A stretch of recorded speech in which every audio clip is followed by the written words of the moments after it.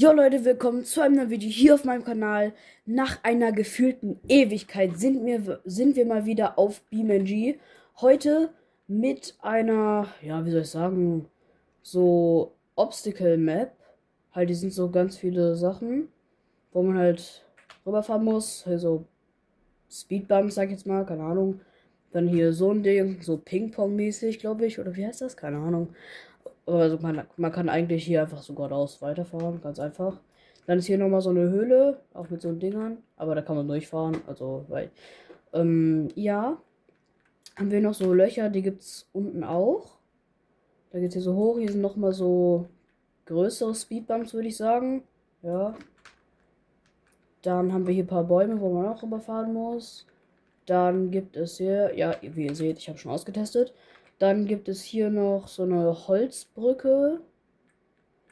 Dann gibt es hier so Sand und Wasser, wie man unschwer erkennen kann.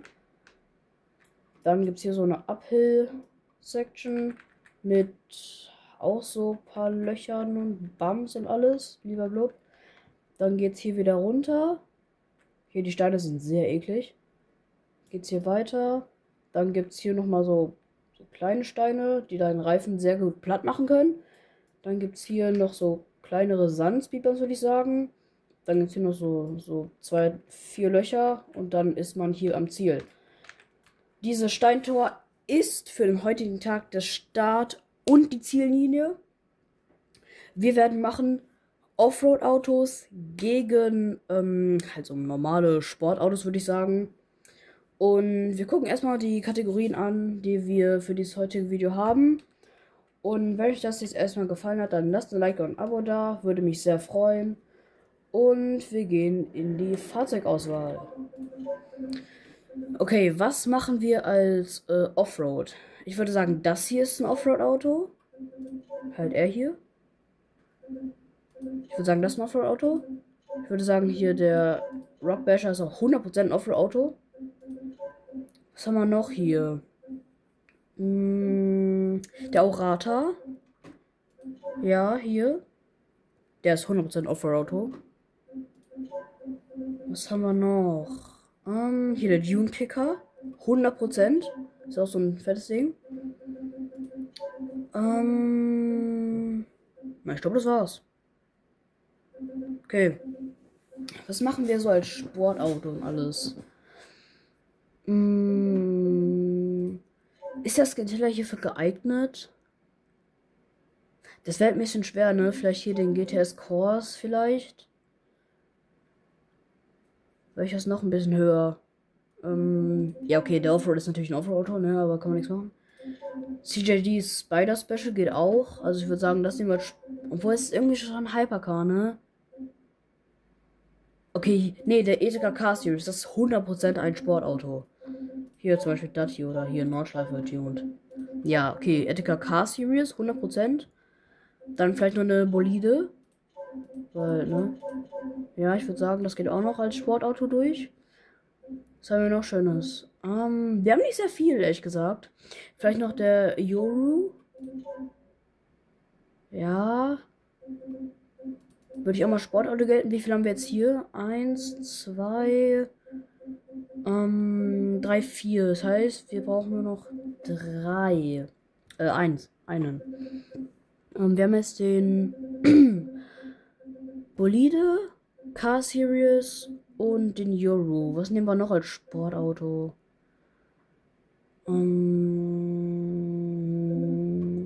Vielleicht dieser hier. Es ist zwar eine Automation Mod, also es ist nicht sehr high quality, aber ich glaube, es nehmen wir auch als Sportauto, okay? Ja. Okay, ich würde sagen, wir starten jetzt erstmal hier mit dem Rockbasher rein. Und ja, let's go. 3, 2, 1. Let's go. Wir machen ein bisschen leiser, damit man mich auch hört. Okay, so kleine Steine sind natürlich sehr easy. Also kein Problem. Ja, die Dinger sind auch leicht. Also ich würde sagen, bei diesem Map geht es so von leicht nach schwer, würde ich mal schätzen. Also, geht's jetzt hier hoch? Sollte der eigentlich auch easy schaffen. Wir machen mal hier zu. Rangebox High. Was haben wir noch? Red Differential zu. Da haben wir links. Und Nos können wir einfach auch machen, weil wir es können. Ein bisschen mehr Power gleich kann ja immer sein. So, Verlierung ist safer. Zack. Okay. Na, die fährt sich ein bisschen schwammig, muss ich sagen. Aber, ja, okay, die Dinger werden jetzt hier easy sein. Nur ein bisschen Suspension Testing, würde ich sagen. Ja, leicht. Oh. Ja, hier diese. Wie heißt das? Ich weiß es ehrlich gesagt nicht. Egal. Das war leicht. Ich würde sogar sagen, das ist das leichte von der ganzen Map. Obwohl, das ist natürlich auch sehr leicht, wenn man da einfach durchfahren kann. So. Kann man einfach ganz leicht durchfahren. Okay, leicht auf jeden Fall. Okay, die Löcher. Das ist, glaube ich, das Schwierigste, würde ich sagen. Aber es geht auch. Okay, ist natürlich auch ein Offroad-Auto. Also der macht das natürlich ohne Probleme. Ist ja auch dafür gebaut. So. Wir können schon mal drüber nachdenken, was ein guter Gegner für den Rockbasher ist. Also das offroadigste Auto von den Sportautos.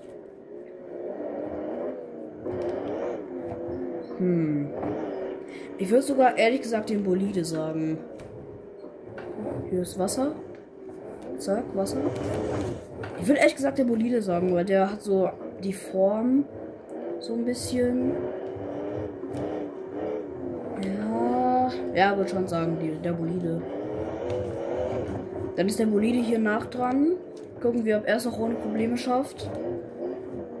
Dann gucken wir am Ende, wer gewonnen hat. Also wer am meisten Runs ohne Unfall hat. Sagen wir so. So, Endspurt. Hier sind noch mal ein paar Berge. Oder so Dinger. Hier sind die kleinen Steinchen. Jetzt hier rüber. Woppa. Woppa. Woppa. Woppa. Oh, oh, oh, oh, oh, oh, oh, oh. So nicht. Okay, jetzt hier sind diese Dinger. Das ist Eis, wie man nur schwer erkennen kann. Und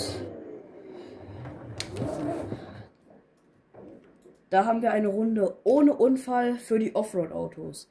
Jetzt gehen wir rüber zu Bolide. Ich werde mir eine Konfiguration aussuchen und dann würde ich sagen, sehen wir uns gleich wieder.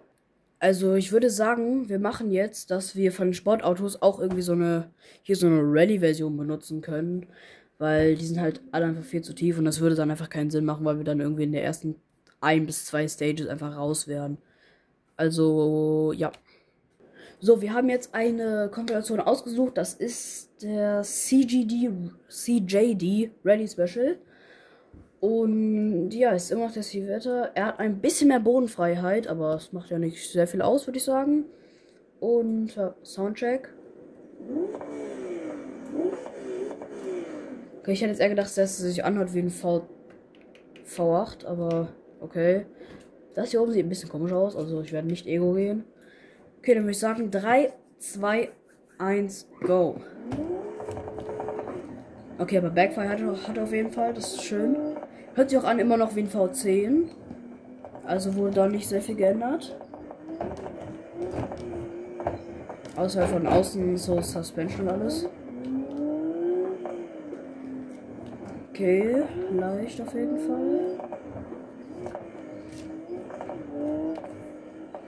So, jetzt geht's hier hoch. Immer noch sehr leicht. Ah ja, die Videoidee habe ich von Goosiest. Also wenn ihr den auschecken wollt, könnt ihr das gerne machen. Weil der hat das auch gemacht und das sah ganz cool aus.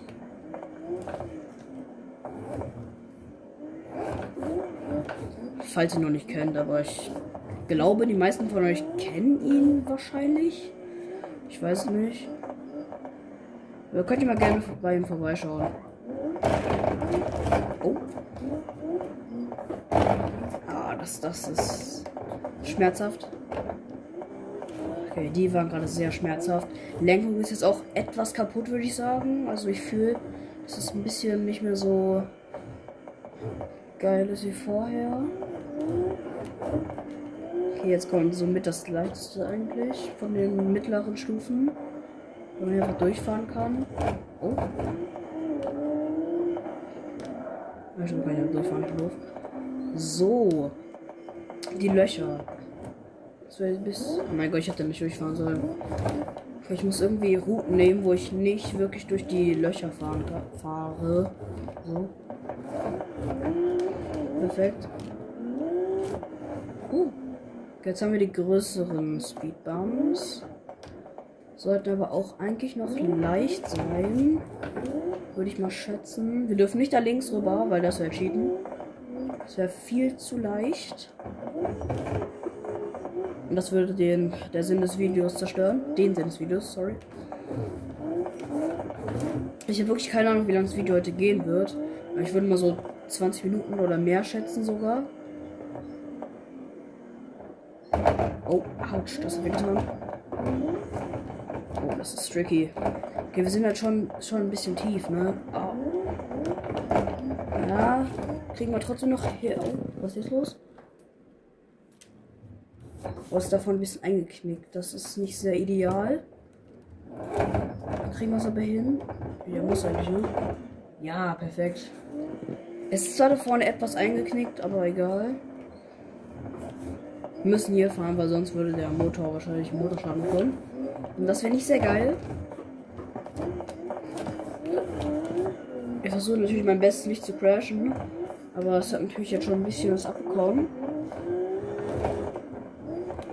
Ich würde sogar sagen, die Runde geht an die Offroader bis jetzt, weil beim Offroad hatten wir, glaube ich, höchstens irgendwie 2 Kratzer, würde ich sagen.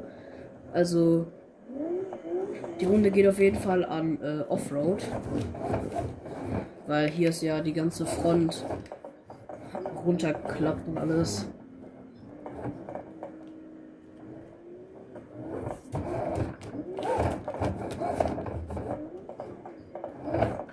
Ja, okay, da vorne ist jetzt nochmal ein bisschen was mehr kaputt gegangen. Die kleinen Steine sind sehr böse für die Reifen. Hier das jetzt, aber das sollte eigentlich leicht sein.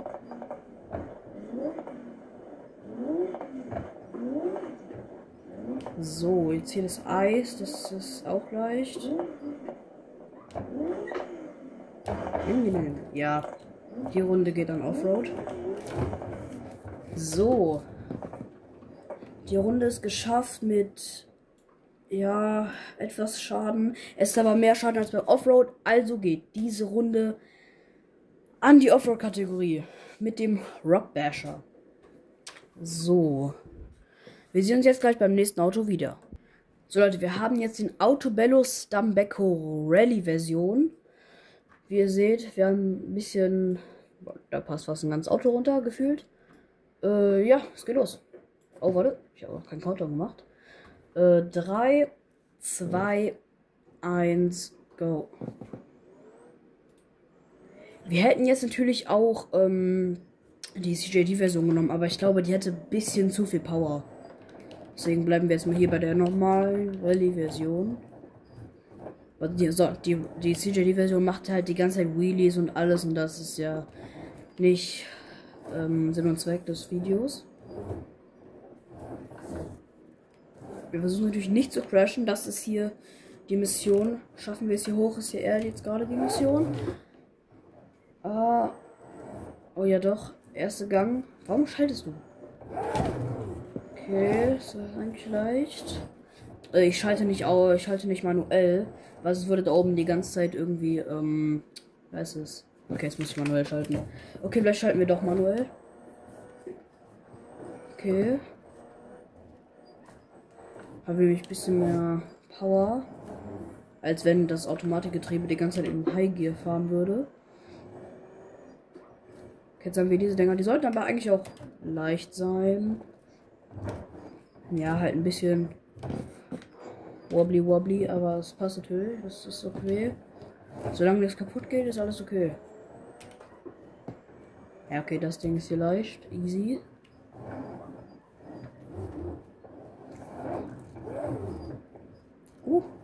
Ja, perfekt. Haben wir jetzt auch einen Skintiller mitgenommen? Ich weiß nicht. Aber ich würde sagen, wir nehmen rein, weil... Obwohl, nee, es ist ein Hypercar, stimmt. Ja, okay, wir nehmen nicht rein. Okay. Okay, jetzt haben wir diese Löcher hier. Oh. Okay. Die Scheibe ist... Nee, die Scheibe ist kaputt, ja. Mein Gott, ich kann nicht reden. Ja, guck, sonst passiert ja da oben die ganze Zeit Synchronizer Damage und das ist schon nervig. Egal, wir schaffen das, wir schaffen das, wir schaffen das.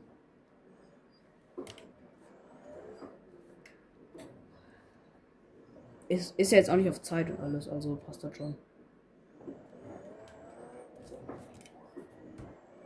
Oh, Synchronisator, ja, passt, ja. Ich würde sagen, wir zählen das Synchronisator-Schaden nicht als Schaden.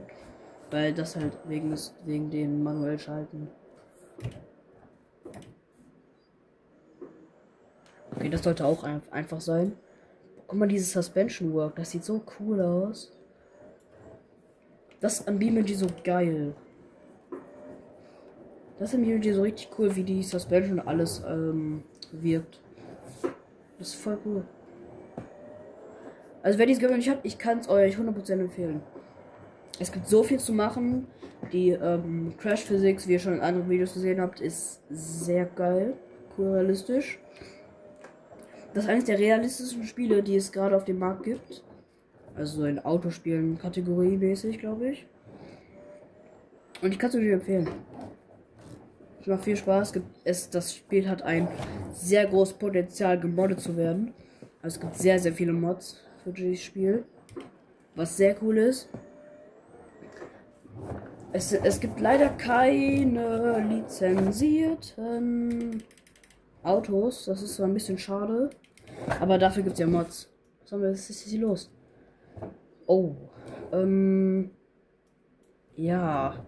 Also wenn wir jetzt nicht weiterfahren können, dann sieht das erstmal sehr schlecht aus. Für Offroad. Weil das jetzt hier ist richtig schlecht. Das Lenkrad ist ganz rechts. Also wenn wir jetzt so nicht vom Fleck kommen, dann war es das für Offroad. Tut mir leid für alle, die an Offroad laut haben. Aber okay, wir haben es gefixt. Okay, ist alles gut, alles gut, alles gut. Man muss einfach nur einmal in die Richtung lenken, wo die hingehen und dann passt das schon. Oh, Freundchen. Ich habe da einfach ein bisschen zu viel Gas gegeben, meine Schuld. Okay, Eis sollte auch einfach sein. Okay, meine Schuld, sorry. Okay, ich auf. Ja. Also, das war eine gute Runde für Offroad. Da gab es zwar ein bisschen Probleme, aber wir haben nur eine kaputte Scheibe. Und das zählen wir auch als Schaden. Das heißt, der ganze Schaden war eine kaputte Scheibe. Und wir sehen uns beim nächsten Auto wieder und gucken, ob das weniger Schaden hat oder mehr. Okay, Leute, kleines Problem. Ich glaube, der Etika Car-Series hat keine Offroad-Version.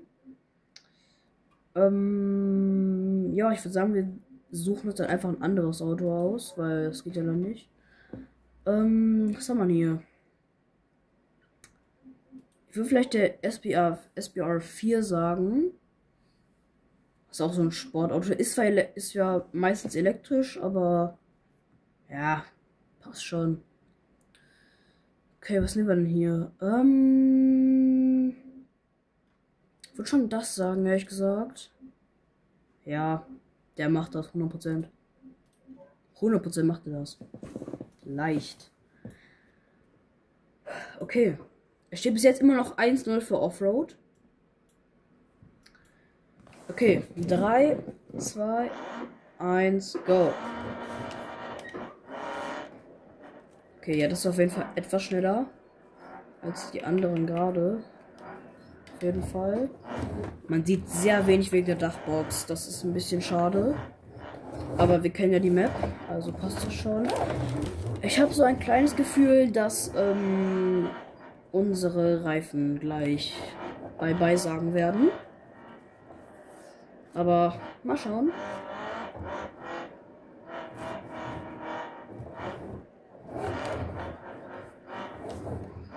Ich habe gerade schon gesehen, das Video geht schon 20 Minuten. Also ich würde sagen, das Video geht dann eher so 40 Minuten, würde ich sagen. Das war ein bisschen mehr, als ich gedacht habe. Aber das passt schon. Haben ja keinen Termin, oder? Könnt mir ja mal in die Kommentare schreiben, wann ihr das Video seht. Würde mich interessieren. Oh, wir haben schon den ersten Schaden. Was mache ich denn hier? Ja, okay. Die Frage ist eine Vorder-Kotflügel, keine Ahnung, ein größer... Oh, Induktionssystem Schaden. Warte. Okay. Ich würde sagen, diese Runde geht auch an Offroad. Weil wir haben unsere Dings verloren und wir haben ein Schaden am Induktionssystem. Das heißt, diese Runde geht auch an Offroad. Und das heißt, Offroad ist jetzt 2-0 in Führung. Aber wir haben ja 4 Runden. Das heißt, die Sportautos können auch noch, ausgleichen, also 2-2. Und dann machen wir noch eine letzte Runde. Und die wird dann entscheiden, wer dann gewinnt. Okay, ich würde sagen, wir wissen jetzt, ist alles hier, ne? Diese Runde geht an Offroad. Und ich würde sagen, wir gehen zum nächsten Auto rüber, das Offroad ist. So Leute, wir haben jetzt den SP Dune Kicker CJD-Version, weil wir brauchen natürlich etwas mehr Power. Ja, das ist natürlich auch wieder ein Offroad-Auto, wie man sehen kann. Und jetzt die allerletzte Runde für Offroad. Wenn Offroad jetzt diese Runde gewinnt, dann haben sie das ganze Video gewonnen und machen ein 3-0 gegen Sportautos. Also, ja, es geht los in 3, 2, 1, go.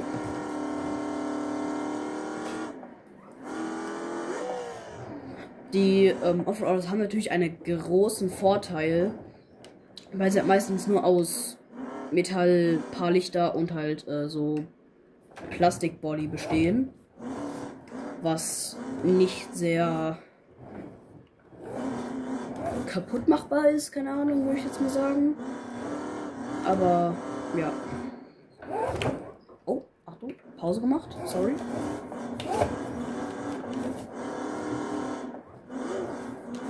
Ich mache mal eben das Rear Differential zu. Haben wir ziemlich Four-Wheel Drive. Okay. Bis jetzt läuft's gut. Wir haben zwar einen etwas angelischten Kotflügel, aber das passt schon. Macht ja nichts an der Performance und alles. Nur etwas an der Aerodynamik, aber Aerodynamik kennt das nicht. Okay, das war sehr leicht. Okay, auch leicht. Kleinen Drift. Okay, jetzt hier. Okay, au. Perfekt. Oh, nicht die Löcher. Okay, kriegen wir hin. Oh, diese Dinger. Okay, schaffen wir eigentlich auch, weil das Ding hat dann eine hohe Bodenfreiheit, glaube ich. Genau. Ja, easy. Wir haben natürlich etwas Schaden an uns. Also der rechte Kotflügel ist ein bisschen angeditscht, aber sollte eigentlich passen. Wir brauchen jetzt gleich nur ein Sportauto, nämlich der Yoru. Und wir brauchen von dem halt eine gute Offroad-Version, die auch eine gute Bodenfreiheit halt hat.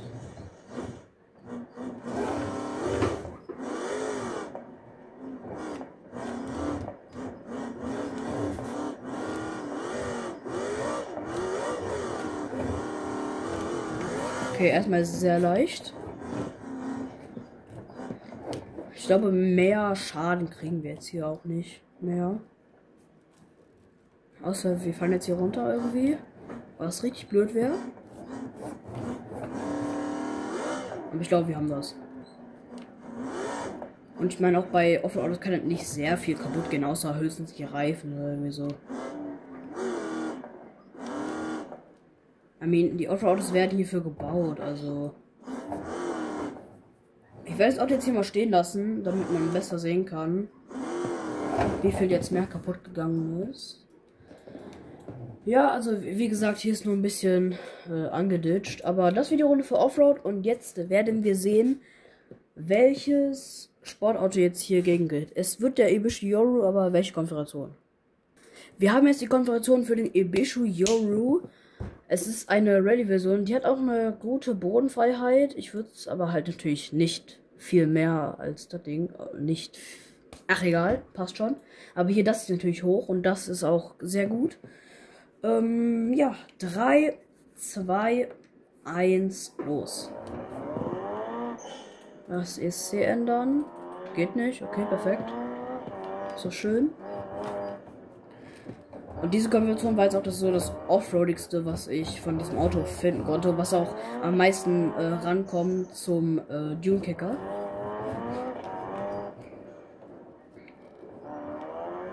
Okay, so far so gut. Mal sehen, wie lange das noch hält.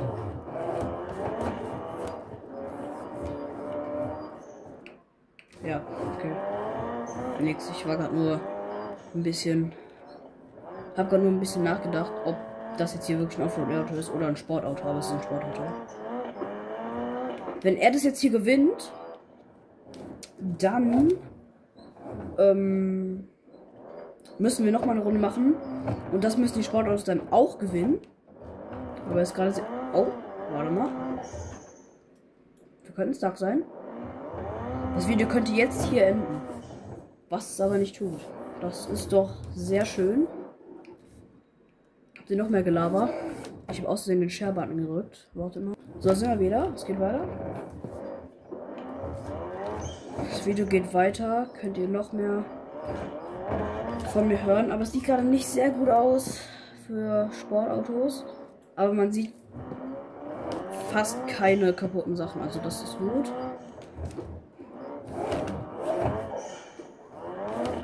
Hört ihr die ganze Zeit den Turbo? Ja. Wunderschön. Okay, au. Oh, was mache ich denn? Okay, es ist natürlich etwas kaputt, aber es ist nicht sehr großartig viel. Okay. Einfach nicht sehr übermütig fahren. Das geht dann. Er ist auch etwas schwer zu lenken. Es liegt aber an der Mod, also. Das hier wird es nochmal sehr schwierig. Wir könnten jetzt hier irgendwo stuck sein. Irgendwo könnten wir jetzt hier stuck sein.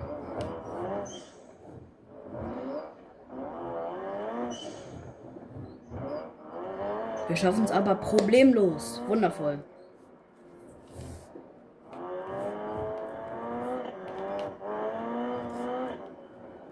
Perfekt, perfekt, perfekt.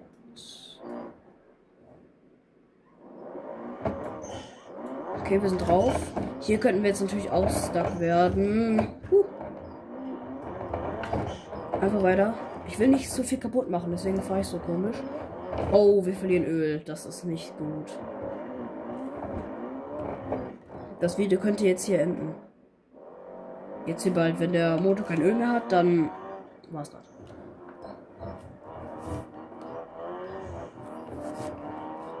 Wenn der Motor kein Öl hat, dann war's das. Wenn wir jetzt hier noch mehr Öl verlieren, dann hat das Offroad-Team automatisch gewonnen. Weil wir ja nicht mehr weiterfahren können.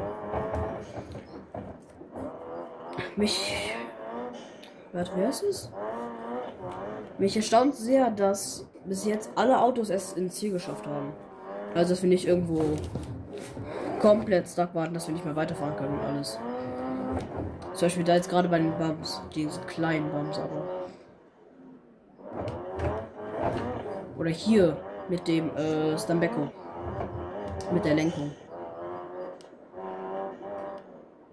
Okay, aber ich würde sagen, das hier ist der allererste Punkt für die Sportautos. Das heißt, sie könnten noch mal ein Comeback machen. So, jetzt fahren wir hier durch. Okay, ja. Der Punkt geht jetzt an den Sportautos. Das heißt, es ist 2-1. Wir müssten jetzt aber noch mal eine Runde machen, wo die Sportautos noch mal gewinnen können, damit sie ausgleichen können. Dann machen wir in der letzten Runde noch mal ein, wo dann der Gewinner entschieden wird. Das heißt, wir gehen jetzt wieder. Wartet. Zurück. Und jetzt nehmen wir noch ein Offroad-Auto und sehen, ob es jetzt gewinnen kann. So, Leute, wir haben jetzt den Hiroshi Aurata. Das wird wahrscheinlich das letzte Battle sein, würde ich sagen. Okay, es geht los in 3, 2, 1, go. So ein bisschen raus, dann sieht man mehr. Es ist halt eher so eigentlich so ein Strandbuggy, würde ich sagen. Aber es gab natürlich auch Offroad-Version. Oh, okay. Erste Stage erfolgreich gemeistert.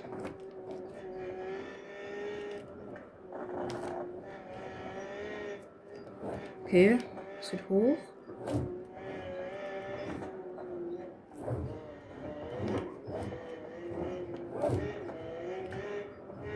Auch leicht.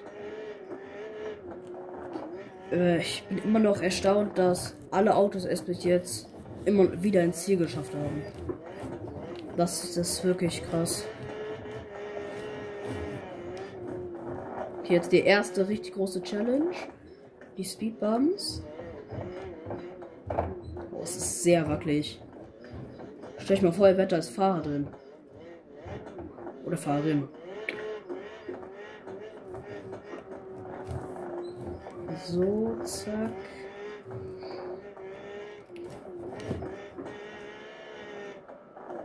Ja, okay, hier kann man hier durchfahren, stimmt. Ich vergesse es immer. Das ist immer so ein blöder Hügel, wo man einfach hochspringt, dann irgendwie ein Stoppie macht und alles. Okay. Bis jetzt sieht es erstmal sehr gut aus.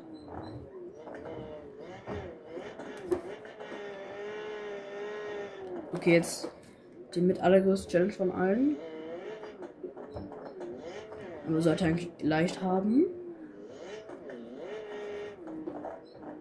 Ja, leichter geht's nicht.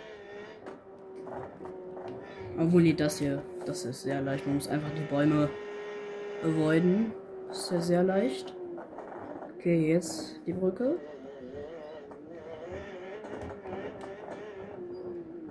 Perfekt.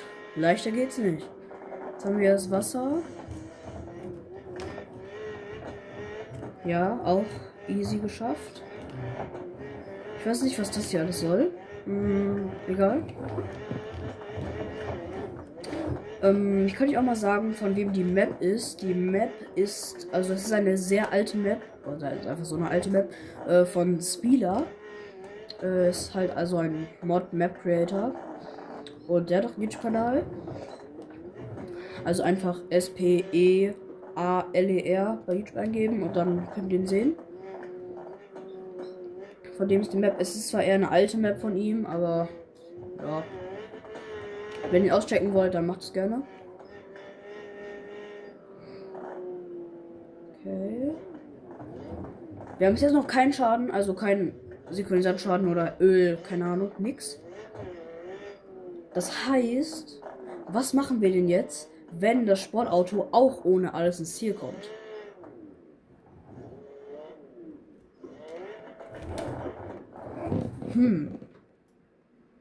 Aber das war die Aurata-Runde.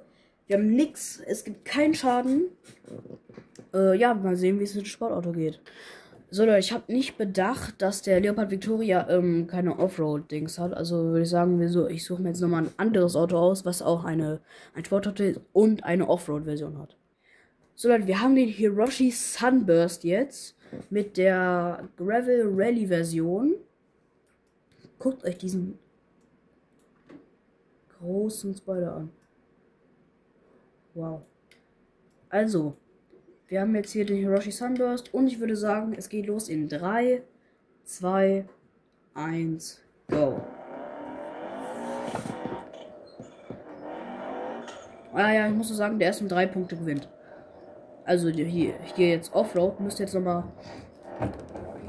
nur diese Runde jetzt hier gewinnen, dann haben sie das ganze Video gewonnen. Das ist ein sehr cooles Auto. Es ist schnell, es ist wendig, es ist cool für Offroad.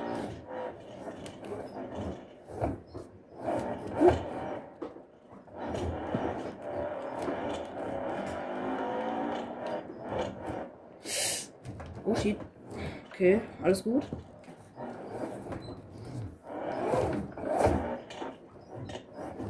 Alles gut, wir schaffen das schon. Hätte ich nochmal einen Spiegel, wäre ich spiegel jetzt schon beide ab. Das kann ich sagen. Okay, jetzt haben wir diese hier. Hier können wir. Oh, ja. Und damit geht das Video leider mit dieser gescheiterten Runde an die Kategorie Offroad. Weil, wie ihr seht, wir haben Schaden. Wir haben auch Unterbotenschaden. Das heißt, es geht an Offroad. Lasst ein Like und ein Abo da, wenn es euch gefallen hat. Und ciao.